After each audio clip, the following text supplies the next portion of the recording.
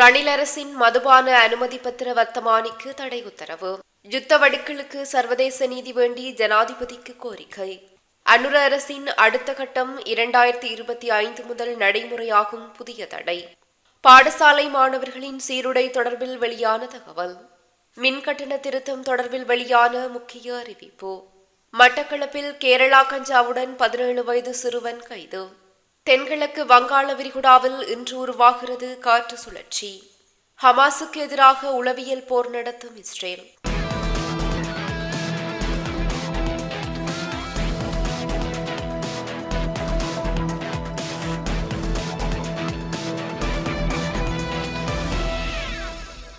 மதுபான விற்பனை உரிமத்துக்கான வருடாந்த கட்டணத்தை அதிகரித்து கடந்த அரசாங்கத்தால் வெளியிடப்பட்ட வர்த்தமானி அறிவித்தலை நடைமுறைப்படுத்துவதை தடுக்கும் இடைக்கால உத்தரவை உயர்நீதிமன்றம் நேற்று பிறப்பித்துள்ளது. இலங்கை மதுபான அனுமதி பத்திரம் வைத்திருப்போர் சங்கத்தினால் தாக்கல் செய்யப்பட்ட அடிப்படை உரிமை மீறல் மனுவை விசாரணைக்கு எடுத்துக்கொள்ள அனுமதி அளித்து மூவரடங்கிய உயர்நீதிமன்ற நீதிபதிகள் குழாம் இந்த உத்தரவை பிறப்பித்துள்ளது.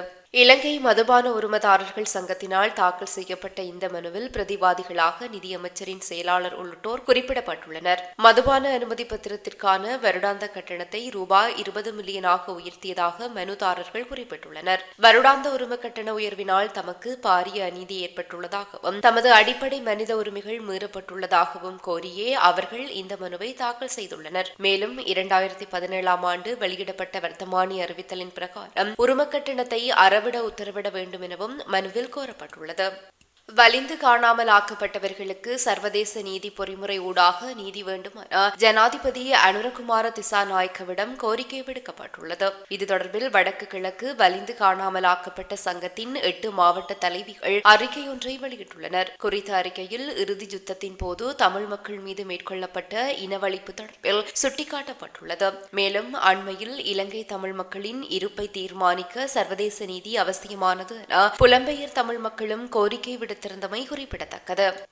2025ஆம் ஆண்டின் முதல் 4 மாதங்களுக்கான அரசாங்கத்தின் இடைக்கால வரவு செலவு திட்டம் தொடர்பான தீர்மானம் நேற்று நாடாளுமன்றத்தில் வாக்கெடுப்பின்றி நிறைவேற்றப்பட்டுள்ளது. எதிர்வரும் 4 மாதங்களுக்கான அரசு செயற்பாடுகள் மற்றும் கடன் சேவைகளை தொடர்வதற்காக இடைக்கால வரவு செலவு திட்டம் கடந்த 3ஆம் தேதி நாடாளுமன்றத்தில் சமர்ப்பிக்கப்பட்டது. அதற்கான விவாதம் நேற்று முன்தினமும் நேற்றும் காலை 9:30 மணி முதல் பிற்பகல் 5:30 மணி வரை நாடாளுமன்றத்தில் நடைபெற்றது. அதன்படி நேற்றைய விவாதத்தில் பின்னர் வரவு செலவு திட்ட தீர்மானம் வாக்கெடுப்பின்றி நிறைவேற்றப்பட்டது. அரிசி கையிருப்புகளை சந்தைக்கு விநியோகிக்க தவறிய ஆலை உரிமையாளர்களில் ஒருவர் ஐக்கிய மக்கள் சக்தியின் தேசிய பட்டியலில் சேர்க்கப்பட்டுள்ளார் என வர்த்தக அமைச்சர் வசந்த சமரசிங்க குற்றம் சுமத்தியுள்ளார். நாடாளுமன்றத்தில் நேற்று உரையாற்றும் போதே அவர் மேற்கண்டவாறு தெரிவித்துள்ளார். குறித்த அரிசி ஆலையின் உரிமையாளர் உள்ளூர் வங்கியொன்றில் 3.5 பில்லியன் ரூபாய் கடனாக பெற்றுள்ளார் என்றும் அமைச்சர் குறிப்பிட்டுள்ளார். அமைச்சரின் இந்த கூற்றை எடுத்து கருத்துரைத்த ஐக்கிய மக்கள் சக்தியின் நாடாளுமன்ற உறுப்பினர் ஹர்சன ராஜகருணா தேசிய மக்கள் சக்தியின் தேசிய பட்டியலிலும் தற்கொலை குண்டுதாரிகளுடன் தொடர்புடையவர்களே உள்ளனர் என்று தெரிவித்துள்ளார். இந்த தகவல்கள் மற்றும் கருத்துக்கள் வெளியிடப்பட்ட போது ஆளும் மற்றும் எதிர்க்கட்சி தரப்பில் வாத பிரதிவாதங்கள் இடம்பெற்றுள்ளன. ஜனவரி 1ஆம் தேதி முதல் 12 வயதுக்கு உட்பட்ட சிறுவர்களை விளம்பரங்களில் பயன்படுத்துவதை தடுக்க நடவடிக்கை எடுக்கப்படும் என சுகாதார மற்றும் வெகுஜன ஊடக பிரதி அமைச்சர் ஹசங்க விஜயமுனி தெரிவித்துள்ளார். நேற்றைய நாடாளுமன்ற அமர்வில் கலந்து கொண்டு கருத்து தெரிவிக்கையிலேயே அவர் இதனை குறிப்பிட்டுள்ளார். அதற்கான வர்த்தமானி அறிவிப்பை நடைமுறைப்படுத்துவதற்காக அனைத்து ஏற்பாடுகளும் செய்யப்பட்டுள்ளதாக கூறிய அமைச்சர் 12 வயதுக்கு உட்பட்ட சிறுவர்களை ஜனவரி 1ஆம் தேதி முதல் விளம்பரத்தில் பயன்படுத்துவதை நிறுத்துவோம். அதற்கான வர்த்தமானியை நடைமுறைப்படுத்த அனைத்து பணிகளையும் செய்துள்ளோம். ஏனெனில் கடந்த அரசாங்கங்கள் மூலம் இது 7 முதல் 8 வருடங்களுக்கு ஒத்திவைக்கப்பட்டது. கடந்த வாரம் நாங்கள் ஒரு முடிவை எடுத்துள்ளோம். இதனை நாங்கள் ஒத்திவைக்க மாட்டோம். ஜனவரி 1ஆம் தேதி நடைமுறைப்படுத்த தயாராக உள்ளோம் என்று தெரிவித்துள்ளார். எதிர்வரும் 2025ஆம் ஆண்டு முதல் பாடசாலை மாணவர்களுக்கு தைக்கப்பட்ட சீருடைகளை வழங்க அரசாங்கம் எதிர்பார்த்துள்ளதாக கைத்தொழில் மற்றும் தொழில் முனைவு அபிவிருத்தி அமைச்சர் சுனில் ஹந்துன்னெத்தி தெரிவித்துள்ளார்.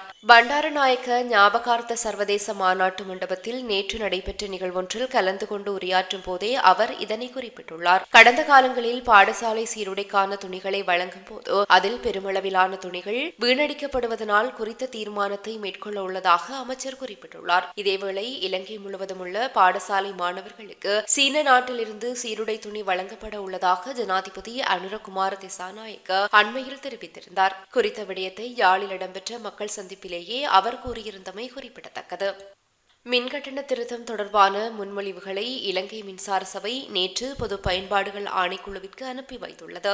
இலங்கை மின்சார சபையானது மின்சார கட்டணத்தை 6 முதல் 11 வீதம் வரை குறைப்பதற்கான முன்மொழிவுகளை முன்னர் சமர்ப்பித்திருந்த நிலையில் பொது பயன்பாடுகள் ஆணைக்குழு அதனை நிராகரித்துள்ளது. அடுத்த வருடத்தின் முதல் 6 மாதங்களையும் கருத்தில் கொண்டு கட்டண திருத்த முன்மொழிவை திருத்துமாறு ஆணைக்குழு மின்சார சபைக்கு அறிவித்தது. இந்த நிலையில் நேற்று சமர்ப்பிக்கப்பட்ட முன்மொழிவில் அடுத்த 6 மாதங்களுக்கு தற்போதுள்ள மின் கட்டணத்தை திருத்தம் செய்யாமல் பேண வேண்டும் என இலங்கை மின்சார சபை முன்மொழிந்துள்ளது.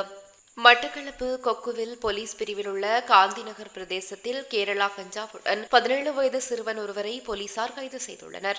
வீடு ஒன்றினை முற்றுகையிட்ட விசேட அதிரடி படையினர் பெருமளவிலான ஹெரோயின் மற்றும் கேரளா கஞ்சாவுடன் குறித்த சிறுவனை நேற்று கைது செய்துள்ளனர். இதன்போது கல்லடி விசேட அதிரடி படையினருக்கு கிடைத்த தகவல் ஒன்றை அடுத்து வீடு ஒன்றை முற்றுகையிட்டு சோதனை மேற்கொண்ட போது தனது உடைமையில் மறைத்து வைத்திருந்த போதைப் பொருட்களை சிறுவன் வீசியதாக போலீசார் கூறியுள்ளனர். இதில் 10 கிராம் 950 மில்லிகிராம் ஹெரோயின் போதைப் பொருளும் பொதி செய்யப்பட்ட 650 மில்லிகிராம் கொண்ட 5 பாக்கெட் கேரளா கஞ்சாவும் மீட்கப்பட்டதாக போலீசார் கூறியுள்ளனர்.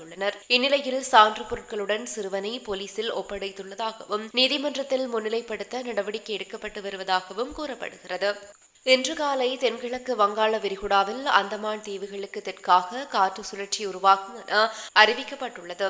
யாழ் பல்கலைக்கழகத்தின் புவியியல் துறை பேராசிரியர் நாகமுத்து பிரதீபராஜா இது தொடர்பிலான அறிவிப்பை விடுத்துள்ளார். இதன்படி வங்காள விரிகுடாவில் இன்று உருவாகும் காற்று சுழற்சி இரவு அல்லது நாளை காற்றழுத்த தாழ்வு நிலையாக மாறி முதலில் மேற்கு வடமேற்கு திசையாக நகர்ந்து பின்னர் வடக்கு வடமேற்கு திசை நோக்கி நகரும் என தெரிவிக்கப்பட்டுள்ளது. வங்காள விரிகுடாவில் இந்த தாளமுக்கம் வலுவடைவதற்கான கடல் மேற்பரப்பு வெப்பநிலை நிலவுகின்றது. நேற்று வங்காள விரிகுடாவில் கடல் மேற்பரப்பு வெப்பநிலை 29 பாகை செல்சியஸாக இருந்தது. இதனால் இன்று உருவாகும் காற்று சுழற்சி எதிர்வரும் 10ஆம் தேதி அன்று இரவு ஆழ்ந்த காற்றழுத்த தாழ்வு மண்டலமாக வலுவடையும் என எதிர்பார்க்கப்படுகிறது. தற்போதைய நிலையில் இது கிழக்கு மற்றும் வடக்கு மாகாணங்களின் கரையோர பகுதிகளில் இருந்து சற்று தொலைவாகவே கடற்பகுதியில் வடக்கு வடமேற்கு திசையில் நகரும் என எதிர்பார்க்கப்படுகிறது. இக்காற்றழுத்த தாழ்வு நிலையால் வடக்கு மற்றும் கிழக்கு மாகாணங்களின் பல பகுதிகளிலும் எதிர்வரும் 10ஆம் தேதி இரவு முதல் 15ஆம் தேதி வரை மிதமானது முதல் கனமானது வரை மழை கிடைக்க வாய்ப்புள்ளது. அதேவேளை எதிர்வரும் 19ஆம் தேதி வங்காள விரிகுடாவில் மீண்டும் ஒரு தாளமுக்கம் உருவாகும் வாய்ப்புள்ளது. அது தொடர்பான மேலதிக விவரங்களை எதிர்வரும் 14ஆம் தேதிக்கு பின்னரே உறுதிப்படுத்த முடியும் எனவும் அந்த அறிவிப்பில் தெரிவிக்கப்பட்டுள்ளது. இஸ்ரேல் ராணுவ வலிமையை மட்டுமின்றி உளவியல் தந்திரங்களையும் பயன்படுத்தி வருவதாக தகவல் வெளியாகியுள்ளது. 360 சதுர கிலோமீட்டர் பரப்பளவு மட்டுமே கொண்ட காசாவில் ஹமாஸை குறிவைத்து இஸ்ரேல் ஓராண்டுக்கு மேலாக தொடர் தாக்குதல் நடத்தி வருகிறது. இதனால் மக்கள் பாதுகாப்பான பகுதிகளுக்கு செல்ல வேண்டிய சூழல் ஏற்படுகிறது. ஆனால் சில நேரங்களில் பாதுகாப்பான பகுதிகளிலும் கூட ஹமாஸ் இருப்பதாக கூறி அங்கும் இஸ்ரேல் தாக்குதல் நடத்துகிறது. இந்நிலையில் மக்கள் தொகை அதிகமுள்ள பகுதிகளை குறிவைத்து இஸ்ரேல் உளவியல் போர் தந்திரங்கள் மேற்கொள்வதாக கூறப்படுகிறது. அதில் ஒன்றுதான் ஸ்பீக்கர்களை கொண்ட ஒரு வகை ஆளில்லா விமானங்கள். இந்த ஆளில்லா விமானங்கள் காசா மீது பறக்கும் நிலையில் அதில் குழந்தைகளின் அழுகை, பெண்களின் அலறல் போன்ற சத்தங்கள் அதிக சத்தத்தில் ஒலிபரப்பப்படுகிறது. இது தொடர்பில் காசா பகுதியினர் கூறுகையில் நள்ளிரவு நேரங்களில் குழந்தைகளின் அழுகை அல்லது இளம்பெண்கள் கத்துவது போன்ற சத்தங்கள் கேட்கிறது. என்ன நடந்தது என பார்க்க வெளியே வந்தால் இஸ்ரேல் ராணுவத்தினுடைய ஆளில்லா விமானங்கள் இருக்கும். ஹமாஸ் படையினரை வெளியே இழுக்க இந்த திட்டத்தை இஸ்ரேல் பயன்படுத்துகிறது. ஹமாஸ் அமைப்பினர் வெளியே வந்தால் அவர்கள் மீது இஸ்ரேல் ஸ்னைப்பர் தாக்குதல் நடத்துவார்கள் என தெரிவிக்கப்பட்டுள்ளது. அதேபோல அதிக அளவில் ஒலியை ஏற்படுத்தும் ஏவுகணைகளையும் இஸ்ரேல் பயன்படுத்தி வருகிறது. குறைந்த உயரத்தில் பறக்கும் இந்த ஏவுகணைகள் அதீத ஒலியை ஏற்படுத்துகிறது. இது காசாவில் உள்ளவர்கள் மத்தியில் அச்சத்தையும் பதற்றத்தையும் ஏற்படுத்துவதாக கூறப்படுகிறது. காசா மட்டுமின்றி லெபனானிலும் கூட இஸ்ரேல் இதுபோன்ற உளவியல் போர் தந்திரங்களை பயன்படுத்துகிறது. இது மட்டுமின்றி சைபர் தாக்குதல்களையும் இஸ்ரேல் குறிவைத்துள்ளதாக கூறப்படுகிறது. அதாவது லெபனான் மற்றும் பெய்ரூட்டில் உள்ள உள்ளூர் மக்களை இஸ்ரேல் ஹேக் செய்கிறது. அவர்களுக்கு திடீரென உள்ளூர் நம்பரில் இருந்து தொலைபேசி அழைப்பு வருமாம். அதை எடுத்தால் எச்சரிக்கை மெசேஜ்கள் பிளே ஆகுமாம். இதுபோல ஏகப்பட்ட உளவியல் தந்திரங்கள் மூலமாகவும் இஸ்ரேல் தொடர்ந்து போரிட்டு வருகிறது.